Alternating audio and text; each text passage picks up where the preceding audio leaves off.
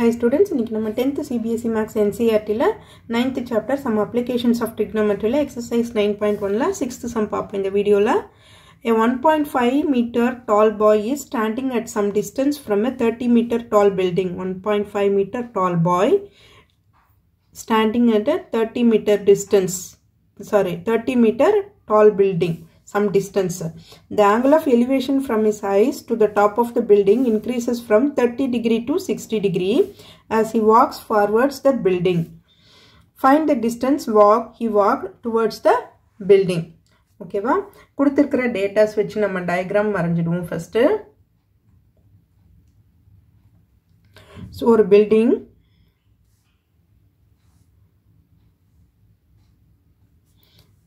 அதோட height full height வந்து 30 meter tall building. The angle of elevation ரெண்டு angle of elevation கொடுத்திருக்காங்க இல்லையா. So first angle of elevation 30 degree. இதை இங்க பாருங்க.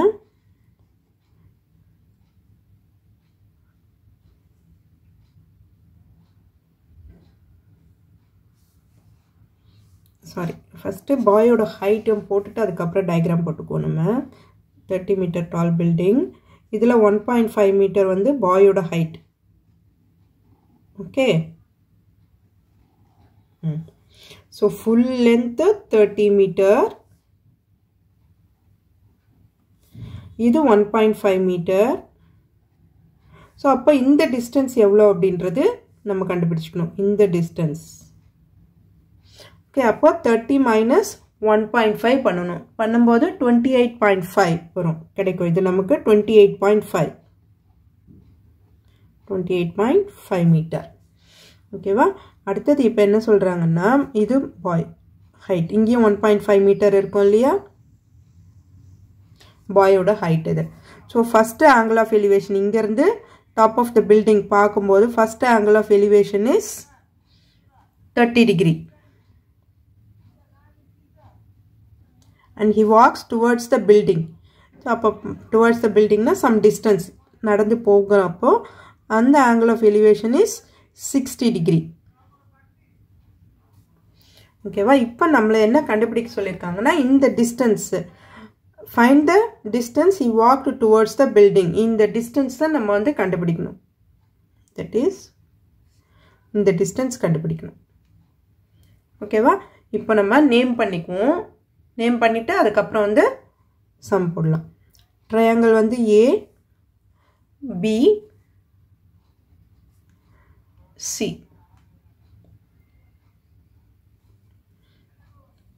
இது வந்து தனித்தனியா நேம் பண்ணிக்கும். இது P Q R. ஓகேவா? ட்ரையாங்கிள் வந்து நான் போடல. இந்த ட்ரையாங்கிள் போடல. இந்த ட்ரையாங்கிள்ல தான் இப்போ நம்ம பண்ண போறோம். ஓகேவா? இது full distance AB is equal to என்ன டிஸ்டன்ஸ்ன்றதை எழுதுறதுக்காக நான் போட்டிருக்கிறேன். ஓகேவா? ஹைட் ஆஃப் த பாய் இங்கே எழுதிடுவோம். நம்ம கொடுத்துருக்க டேட்டாஸ் எல்லாமே எழுதிடுவோம். Height of the boy is equal to 1.5 meter. Next, height of the building.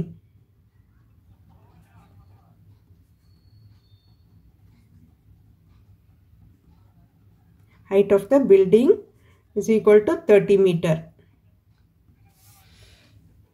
அதுக்கப்புறம் angle of elevation 30 60.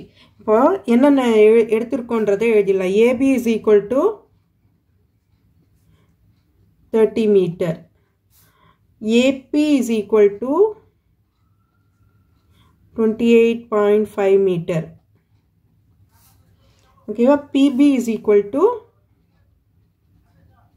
1.5 meter. Okay, இதை எழுதிட்டு இப்போ நமக்கு என்ன தெரியணும்? distance walked towards the building. So distance walked towards the building.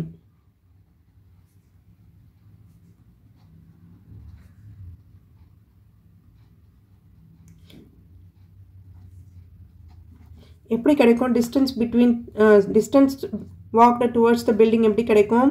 இங்கே PR மொத்த டிஸ்டன்ஸ் வந்து PR. இந்த PRலேருந்து PQ மைனஸ் பண்ணிட்டோம்னா நமக்கு வந்து QR கிடைக்கும் இல்லையா? So QR is equal to PR minus PQ. So minus பண்ணிட்டோம்னா இது கிடைக்கும். ஸோ இதை தான் நம்ம வந்து கண்டுபிடிக்க போகிறோம். இது கண்டுபிடிச்சிட்டோம்னா நமக்கு கொஸ்டினில் கேட்டிருக்கிறத ஃபைண்ட் அவுட் பண்ணிடலாம். ஓகேவா? இப்போ வாங்க சம் போடலாம். இன் ட்ரையாங்கிள் APR. APR. இன் ட்ரையாங்கிள் APR. APRல என்ன இதுன்னு பார்ப்போம். APR இந்த டிஸ்டன்ஸ். ஓகேவா? இது நமக்கு இந்த டிஸ்டன்ஸ் அப்புறம் இந்த டிஸ்டன்ஸ். ஓகே, அப்போ என்னென்ன ஆப்போசிட், இது ஆங்கிள் கொடுத்துருக்காங்க, இதுக்கு ஆப்போசிட் அட்ஜசன்ட். ஆப்போசிட்டையும் அட்ஜசன்ட்டையும் நம்ம ரிலேட் பண்ண போகிறோம். அப்போ நம்ம எந்த ட்ரிக்னோமெட்ரிக் ரேஷியோ இது யூஸ் பண்ணணும்? tan 30 degree is equal to opposite என்னது? AP by PR. AP by PR. tan 30 ஓட value 1/√3 is equal to AP 28.5 by PR. So PR அந்த பக்கம் கொண்டு போயிடுறேன், cross multiply பண்ணுங்க, √3 இந்த பக்கம் வந்துடும். So PR is equal to 28.5 into √3 meter. இது இருக்கட்டும். அடுத்த ட்ரையாங்கிள் பார்ப்போம். Next triangle, in triangle APQ. In triangle APQ.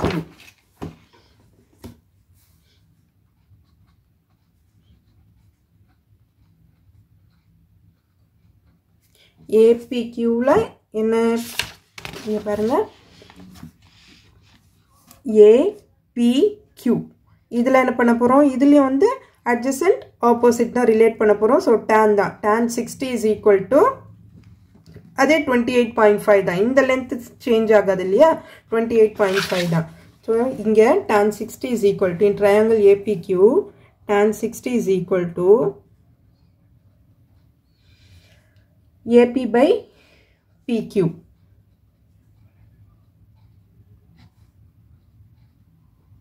tan 60 ஓட value √3 is equal to AP ஓட வேல்யூ 28.5 by PQ. இப்போ இந்த PQவை நான் மேலே கொண்டு போயிடுறேன், இங்கே கொண்டு போயிடுறேன். இது கிராஸ் மல்டிப்ளைல இங்கே கீழே வந்துடும் இல்லையா? அப்போ PQ is equal to 28.5 by √3. ஓகேவா?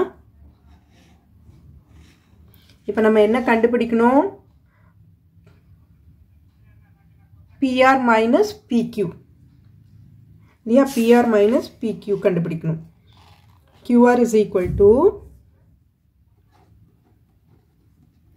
PR minus PQ. PR நமக்கு எவ்வளவு? 28.5 into √3. 28.5 into √3 minus PQ வந்து 28.5 by √3. ஸோ இப்போ இதை ரெண்டுத்தையும் மைனஸ் பண்ணி போடணும். இது 28.5 ரெண்டுத்துலேயும் காமனாக இருக்குது, அதை காமனாக வெளியில் எடுத்துடுறேன். நான் எடுத்துட்டேன்னா பேலன்ஸ் இங்கே √3 minus 1/√3. இது ஈஸியாக இருக்கும் நமக்கு சிம்பிளிஃபை பண்ணி போட. ஸோ 28.5 இங்கே √3 எல்சிஎம் எடுத்தோம்னா √3 into √3 3 ஆகும். 3 minus 1. So 3 minus 1ன்னா 28.5 into 2/√3.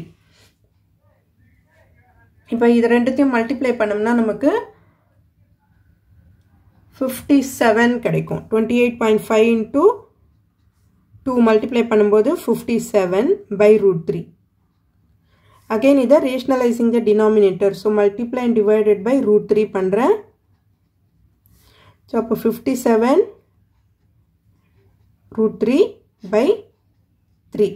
So இது 3ல கட் பண்ணும்போது நமக்கு 3 ones are 3, 2, 3 nines are, so 19 root 3. So QR is equal to 19 root 3 meter. So இது என்னது distance, the boy distance, the boy walked towards the building.